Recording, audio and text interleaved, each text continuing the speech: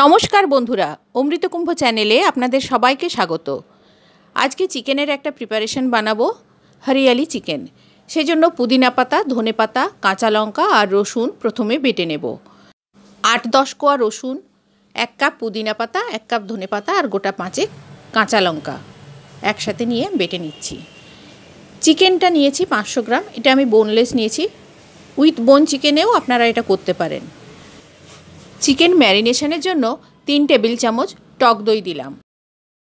টক দই চিকেনে মাখিয়ে রেখে আদা পেঁয়াজ রসুনের একটা পেস্ট করে নিচ্ছি। কয়েক কোয়া রসুন, 1 ইঞ্চি আদা আর একটা গোটা পেঁয়াজ ছোট ছোট করে কেটে নিয়েছি পেস্ট করার জন্য। 1 চামচ নুন দই মাখানো চিকেনে দিয়ে দিলাম। রসুন, কাঁচা লঙ্কা, পুদিনা পাতা আর ধনে পাতার যে পেস্ট করেছিলাম সেটা দিয়ে দিলাম।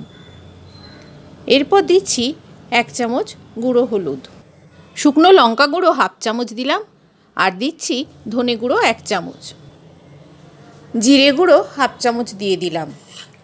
এবারে সব কিছু একসাথে ভালো করে আমি মেখে নেব। চিকেনটা মাখানো হয়ে গেছে, 1 ঘন্টা ঢাকা দিয়ে রেখে দেব। 1 ঘন্টা পর কড়াইতে সাদা তেল গরম করতে দিয়েছি। তেলটা গরম হয়ে গেলে দিয়ে দিচ্ছি এর মধ্যে দারচিনি, লবঙ্গ, ছোটো এলাচ আর গোলমরিচ। এগুলোকে আমি সামান্য থেতো করে নিচ্ছি। তারপর গরম তেলের মধ্যে এটা দিয়ে দিচ্ছি। একটা বড় সাইজের পেঁয়াজ ছোট ছোট করে কেটে নিয়েছি, সেটা তেলের মধ্যে দিয়ে দিলাম। পেঁয়াজটা খানিকক্ষণ ভেজে নেব। তারপর দিয়ে দিচ্ছি এর মধ্যে আদা পেঁয়াজ রসুন বাটা।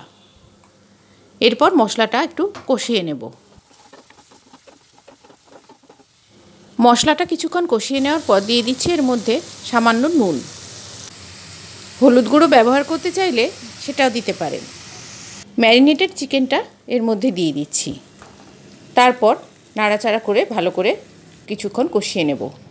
মাংসটা কিছুটা কষিয়ে নিয়ে দিয়ে দিচ্ছি এর মধ্যে 1 চামচ গরম মশলা।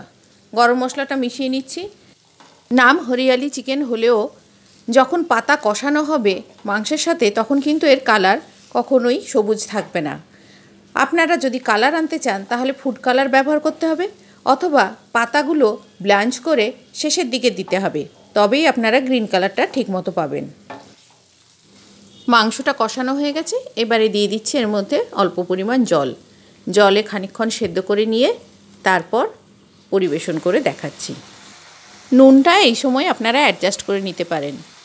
রেসিপি ভালো লেগে থাকলে একটা লাইক দেবেন, আর চ্যানেলটি সাবস্ক্রাইব করা না থাকলে সাবস্ক্রাইব করে উৎসাহ দেবেন। আমি গ্রেভিটা একেবারে শুকনো রেখেছি, আপনারা একটু ঝোল মতো করতে চাইলে অল্প পরিমাণ জল দিয়ে পাতলা করে নিতে পারেন। আজ এই পর্যন্ত, দেখা হবে অন্য কোনো দিন অন্য কোনো রেসিপিতে। ততদিন আপনারা সবাই ভালো থাকবেন, সুস্থ থাকবেন।